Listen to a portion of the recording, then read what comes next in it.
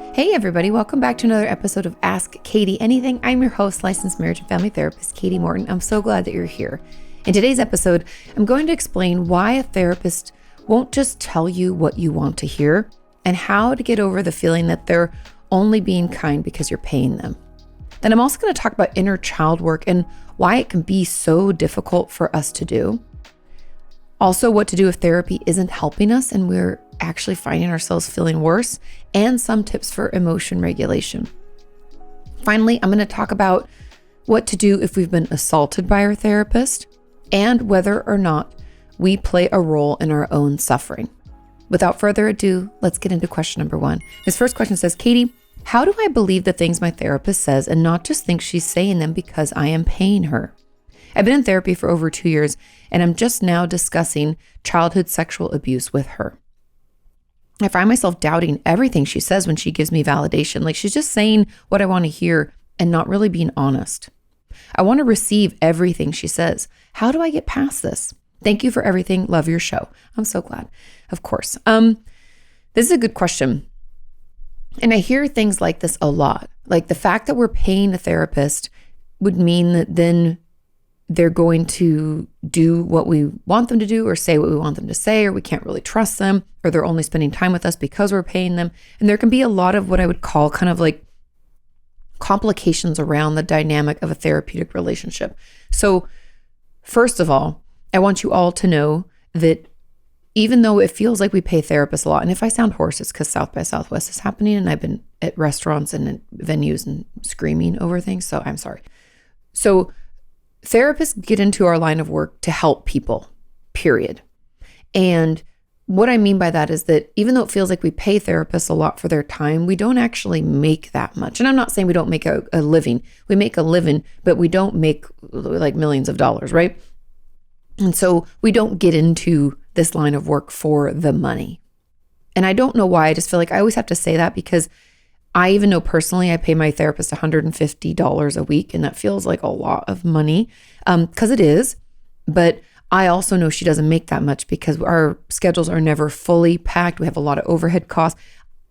I just know that, right? And so I want you to know that in case that's helpful. But as therapists, it doesn't actually behoove us to tell you what you need to hear because number one, that is, or not what you need to hear, what you want to hear. Number one, that's not going to build trust.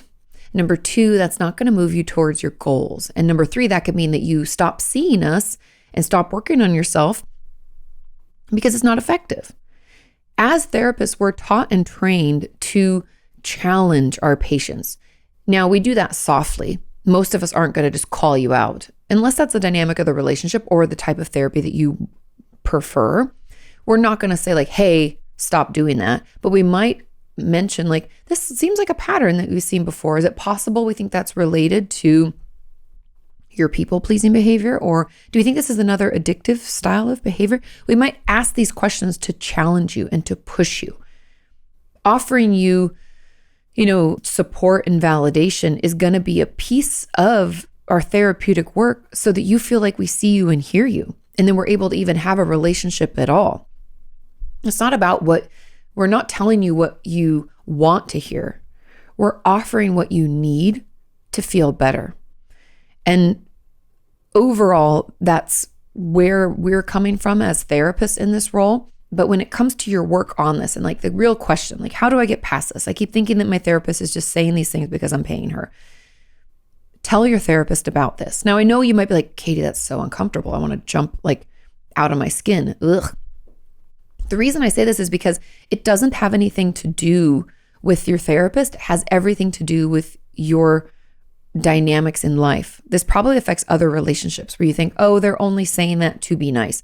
Oh, if someone gives you a compliment, you're like, oh, they don't really know me, or oh, they're just saying that because they want something from me, right? We probably struggle to take any compliment, to take any validation or support seriously, possibly because we were emotionally neglected as a child and we never received any of that. You said there's childhood sexual abuse in your past, so that's probably playing a role. Attachment might be an issue. We might think that everybody's trying to manipulate us because that's how someone, harmed us in the past. There could be a lot to this. And so to assume that it's just because of the therapist and it's just because you're paying them really is only like the smallest piece of the puzzle. It's like this iceberg that we see just over the water a little bit, but underground it's huge. I think there's a lot more to this. And so let your therapist know, hey, I have a tough time accepting your validation, accepting any of your support, because I feel like it's only because I'm paying you, or you're just not being honest. You're just saying what you think I want to hear. Let them know this. And you can even say like, hey, I talked to this weird therapist on the internet and she said that it could have something to do with my past and the way I was raised or some other traumas or things like that. Because it's in that self-exploration, in that curious about where this is coming from, that you will truly figure out what's happening and also probably see all the ways this affects your life. And so I think that's going to be a big piece of your therapeutic work. And yes, I know that answer kind of sucks, but it's the truth. It's not as simple as like, oh, do this and you'll get past it, because I don't think it actually has anything to do with your therapist or your relationship. That's only one part of it. Okay. Moving on to question number 2, it says, hey, Katie, I love your channel and both of your books. Yay, wonderful. It says, I'm wondering why I'm having such a hard time connecting to my inner child. I have some childhood trauma that I'm working on in therapy, but I can't seem to do the inner child work. I don't really like my inner child. She's vulnerable. Do you have any tips to help overcome this hurdle? Thank you for all that you do. Now, there is an add-on. Yeah, just one add-on to this, but let's get into this first. And because there's already information in here that's helpful. The information that says, I don't really like my inner child. She's vulnerable. I'd be very curious to have you journal or just do like a thought exercise. I know a lot of us don't like to write and don't have time to journal, don't want to make the time to journal. No judgments. It's okay to do a thought exercise where you like ponder about vulnerability and your definition of it and how it feels to be vulnerable. What does it mean to be vulnerable? What do you tell yourself about vulnerability? Are we kind of like, because my hypothesis would be that as an adult, because you don't like your inner child because she's vulnerable, my hypothesis is that as an adult, we've got all the guards up. We're probably what I would call toxically independent, where we will not depend on anybody else to do anything. We do everything ourselves. Can't trust anybody to do what we need to get done. We do it ourselves. And, we're super guarded. We don't really let people in. We might be more like avoidant to protect, possibly anxious, but I'd assume more avoidant. And I feel like that's the start of this work. We're going to have to get to know vulnerability a little bit. And you don't have to apply it to yourself yet. Again, what do we think about it? What do we say vulnerability means? If I told you that I was feeling vulnerable, how do you interpret that?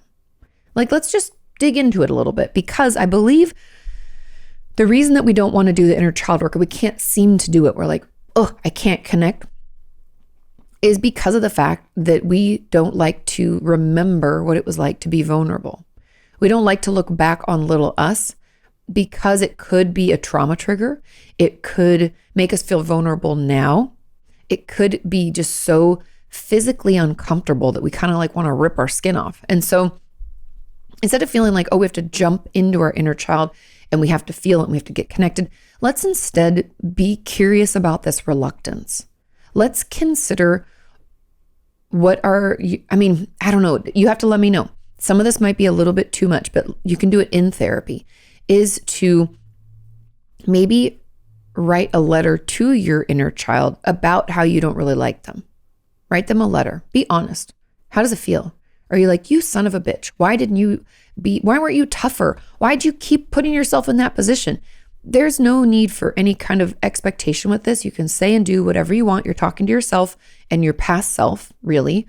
And it's important for you to be honest and open about it as much as you can. Even as much as it makes you angry, want to cry, all of the above. Write a letter to your inner child. And if you can, then allow the inner child, your younger you, give it right back to adult you. Like, how dare you? Don't you know what it was like to be me? Do you remember? Right? Because I think there's a couple of pieces when it comes to inner child work. Number one, it feels really woo-woo. Well, it's hard for us to get into it and to stay into it. We can be like, that feels weird. I don't like it, right? I'm not a hippy-dippy weirdo. I don't know how to do this. It's imaginary work sometimes. So that can be a hurdle. Second hurdle, a lot of us like to not live in the past, like cut the past off, not go back, forget it ever existed. Repress memories, right? So that's uncomfortable. Third is that we as adults, and this I've talked about this before, but like as an adult, when we look back on a younger version of ourselves, it's hard for us to remember what it was like to be that younger version because we see it through adult eyes. And we're like, why didn't you leave? Why didn't you speak up? Why didn't you say no? Why didn't you blah, blah, blah? Because we don't realize the resources that we had as a child were like pretty much zero. And the power that we had was pretty much zero. And not to mention our physical strength was less, and we were smaller and we were more vulnerable and we didn't know. Even just the knowledge of the world was lesser. And so I'd encourage you to let your therapist know you're running into this hurdle.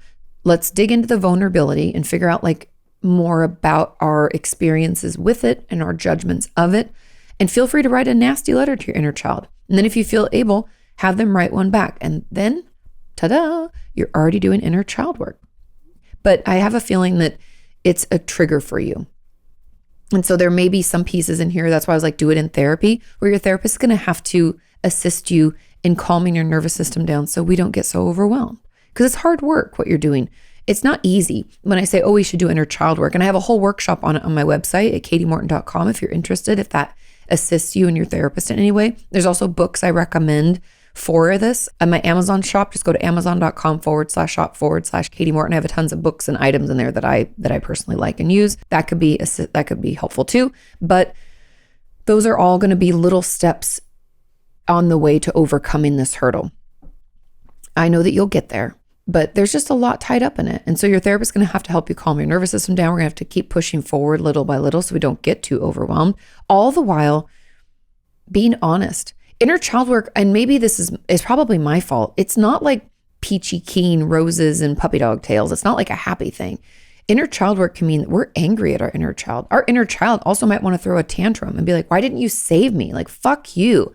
It might throw fits. That's okay. Life is messy. Shit's complicated. It's painful.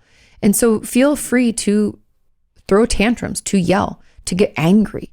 From both sides of the coin, from adult you and inner child you, because that's the real honest conversation that you probably need to have. Okay. Now the add-on here says, my new therapist is also starting to touch on some inner child stuff and I end up deflecting or disengaging. I think it just feels threatening or scary. Is there a way to get past it? I wonder if it's partly because I haven't told her that much about my past trauma. That could definitely be it. It's kind of overwhelming to talk about, I'm sure. I considered transferring my file from my previous therapist, who I saw for years and pretty much knew everything, but that feels really vulnerable too, and I'm just not sure if it would actually help. Thank you so much for all of your wonderful work. Of course, we could have our previous therapist transfer files. We definitely could do that. But I feel like the real work in here is actually in the talking about it. And I'm curious, I have a couple of questions. So your old therapist that you saw for years, did they know everything just because of time spent? If the answer is yes, and you're like, yeah, it's because I saw them forever, we're fine.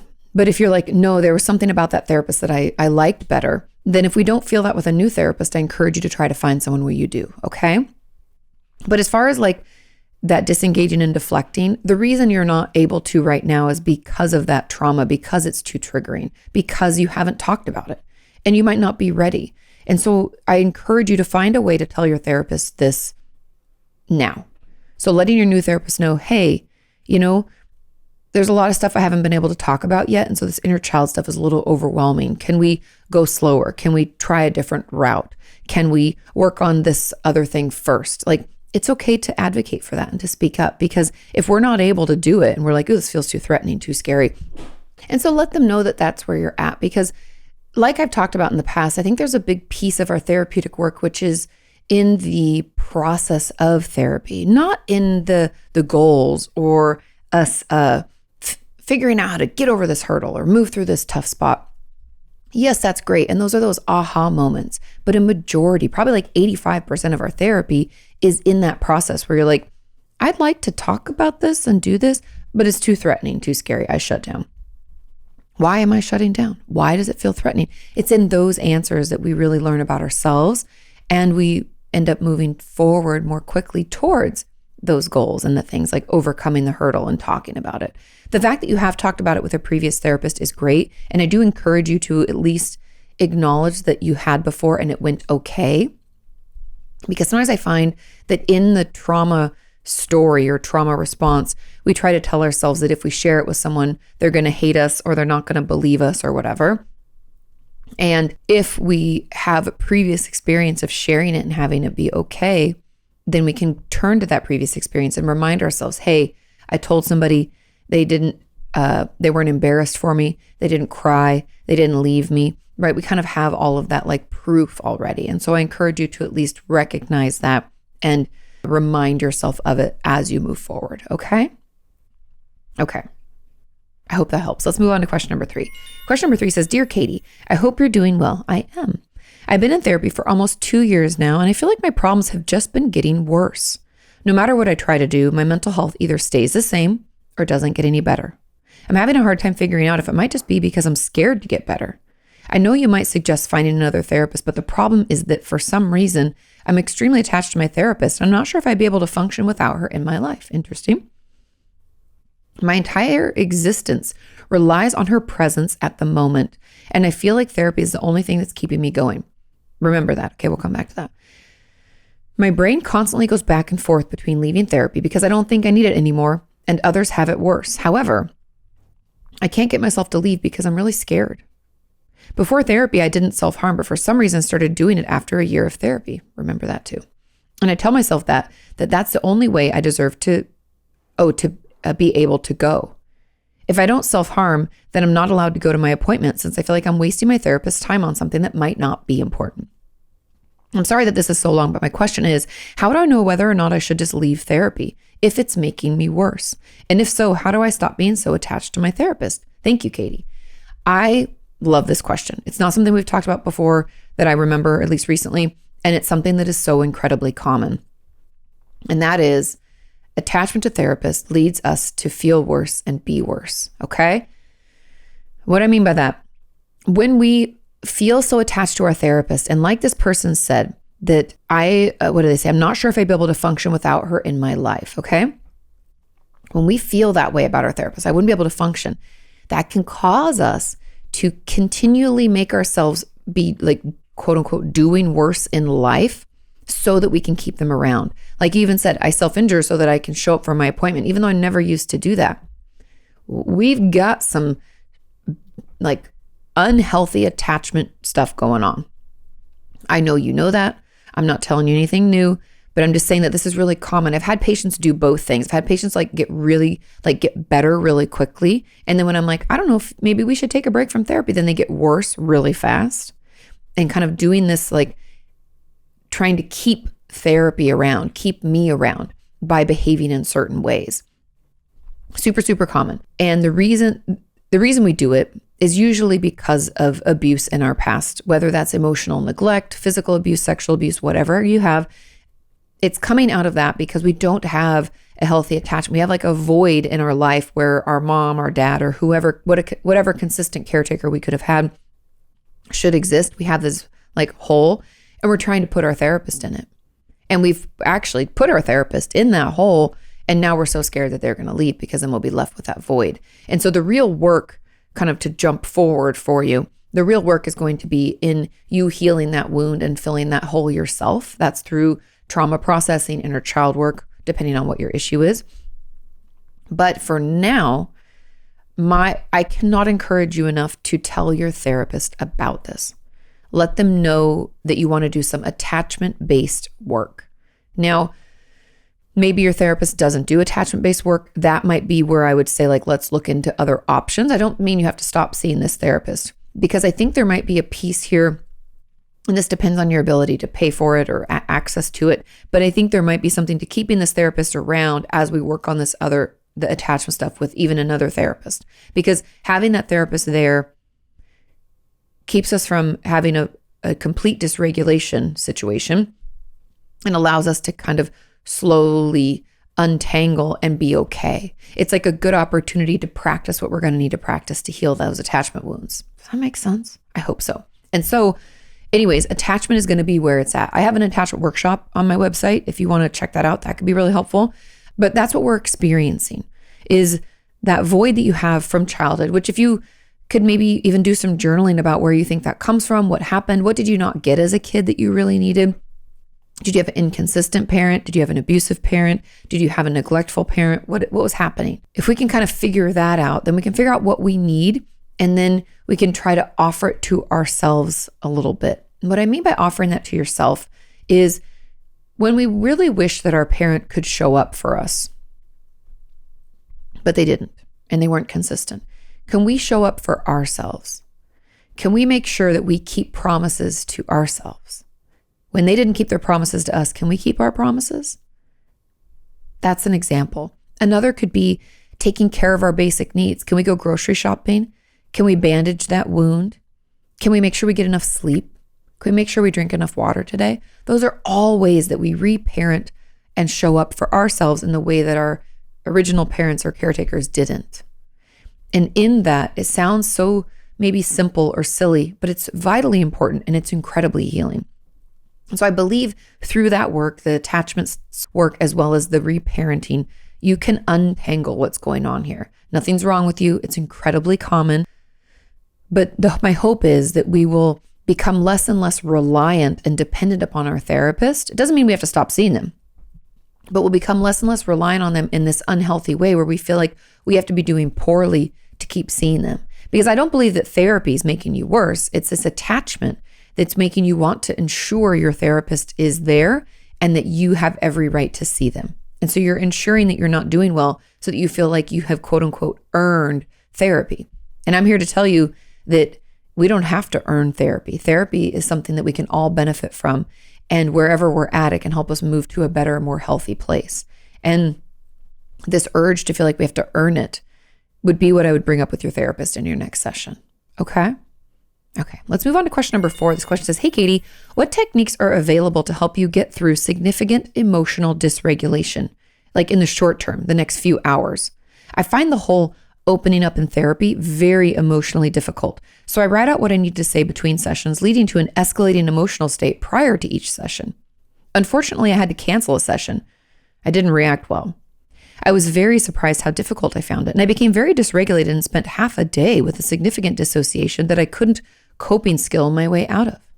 Do you have any tips for how to handle in the short term having an event that is a particular stressor when the coping skills are not enough? Yes, I've got a lot of skills and tools. Now, when I think about coping skills, I think of two. I think of distraction-based and I think of process-based. And process-based is always the goal. We do the distraction-based ones to kind of lessen our dysregulation so that we can do the process-based ones. Meaning distractions are like, I'll clean my house, walk my dog, paint my nails, watch one of my favorite shows, those kinds of things. Process-based is like, I'm going to journal, talk to my therapist, call a friend, do an impulse log. Okay. So those are two separate types of coping skills.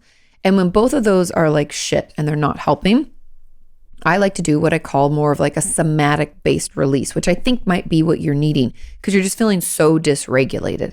And those are the things like taking a cold shower or dunking your face in ice water. Now that sounds, I know, so jarring. There's a lot of research. I know we're all sick of hearing about like ice plunges, but there's a reason that they're so good for us. When I tell you the ability for cold water to not only stimulate our vagus nerve, which helps produce more serotonin and dopamine and helps improve our mood, also it reduces inflammation. But there's this other piece that no one talks about enough, which is the fact you can't think about anything else. And it brings you into your body because you feel that cold on your body. And that can be really, really helpful when we're feeling dysregulated. Now, I'm not telling you to go out and buy an ice bath or anything like that, but you can get the same effect from dunking your face in cold water. That also triggers your diving reflex, which, does a little vagus nerve stimulation too. Or a cold shower. That breath in, that feeling that we get is really, really helpful and really, really regulating. Okay, give it a try. Also, we can do some grounding techniques, which I know seem like, okay, that doesn't help me dysregulate. Yes, it does. It helps get you in your body and stop you from feeling so overwhelmed. So stomp your feet, shake your body out. If you can't put your face in cold water, you can put a cold rag on your neck. You can count colors in the room, how many things are blue, black, green, whatever. We can go through the alphabet. What do you see that starts with an A, B, C, D, and keep going. Those are all of the things that I would encourage you to do. And then there's another one. I don't find it as like impactful with a punch like I do the cold, but the double breath in. If you guys don't listen to the Huberman Lab podcast, I encourage you to check it out. When we fill our lungs fully with air, and then we do another breath at the top, we like fill it to the max, and we expel all of that carbon dioxide. We just breathe, we breathe in oxygen, breathe that out. Our body relaxes itself. It likes that exhalation. It feels relaxing to our system. I think it's part of the reason why true deep breathing and breathing techniques can really help us. That's another way to help help bring your regulation back into play.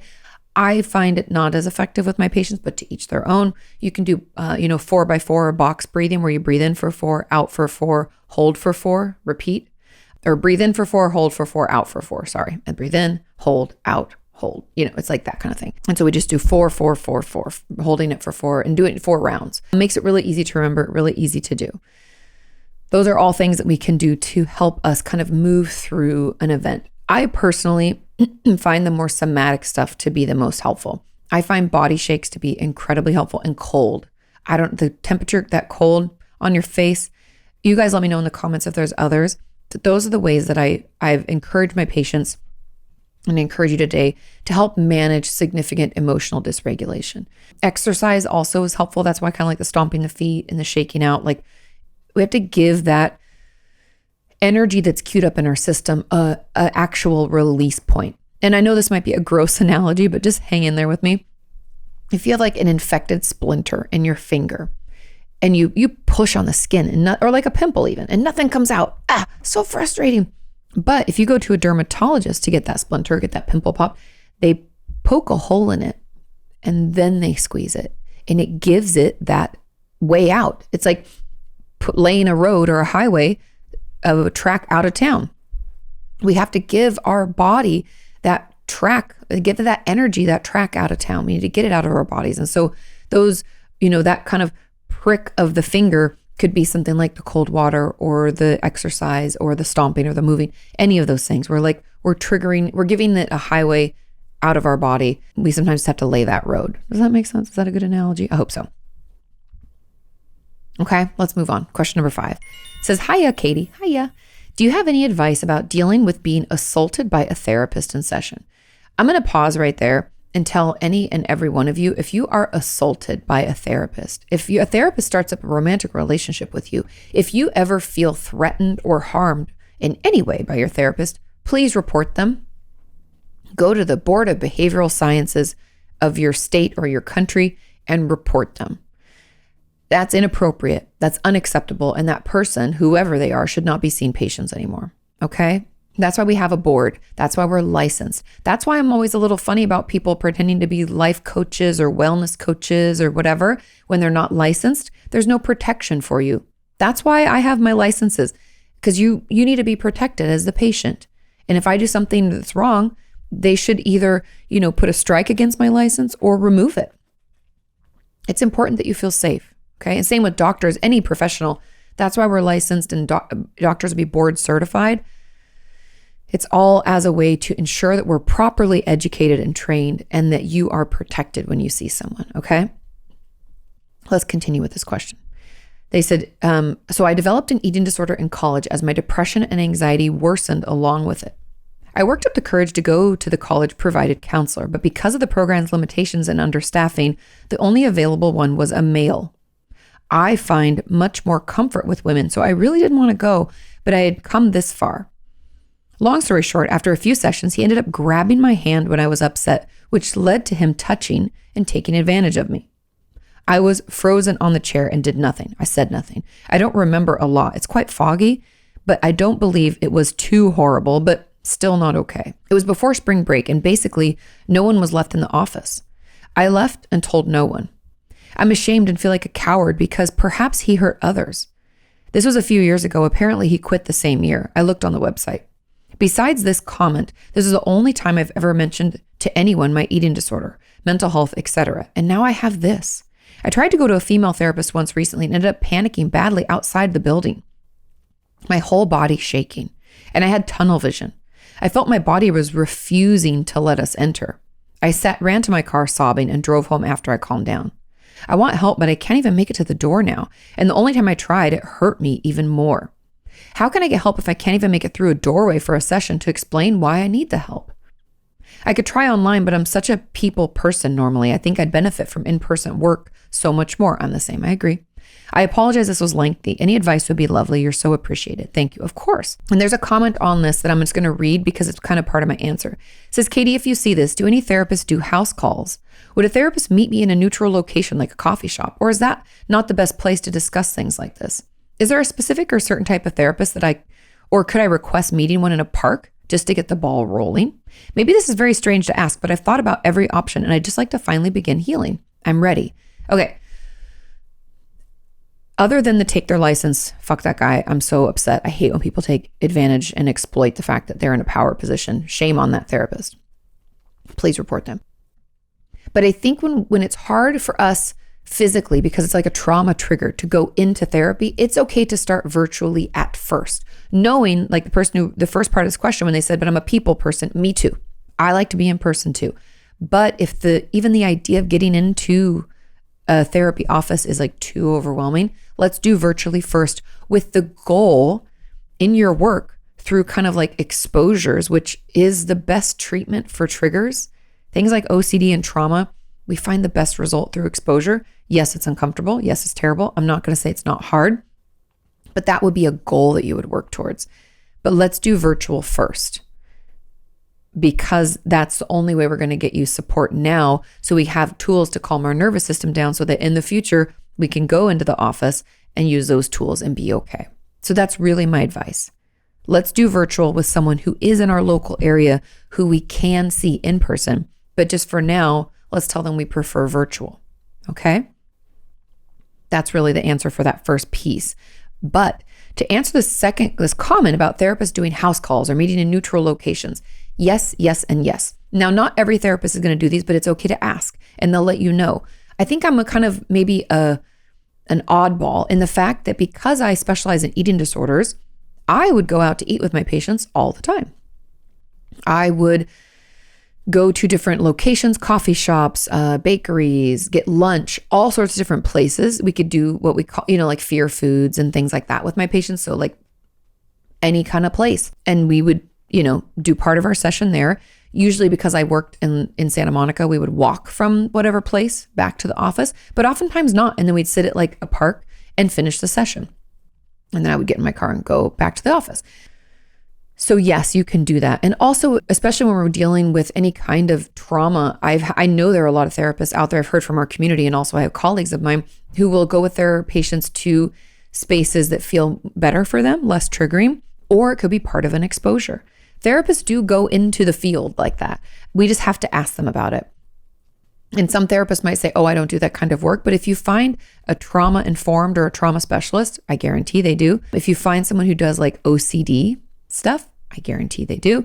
And you honestly can just ask anybody, because every therapist should be educated in how to do that. We talk about it in school, or at least I did a lot. They should be able to accommodate you and get you through so that it feels less maybe triggering or overwhelming like an office can feel. Okay? So just ask. It's totally fine. Okay, let's move on to our final question. Question number 6 says, Katie, I recently read a quote saying, healing also means taking responsibility for the role you play in your own suffering. Can you please explain this to me? To me, it sounds like victim blaming. I experienced severe emotional neglect in childhood, and I grew up under constant threats and abuse. I've developed DID because of my childhood.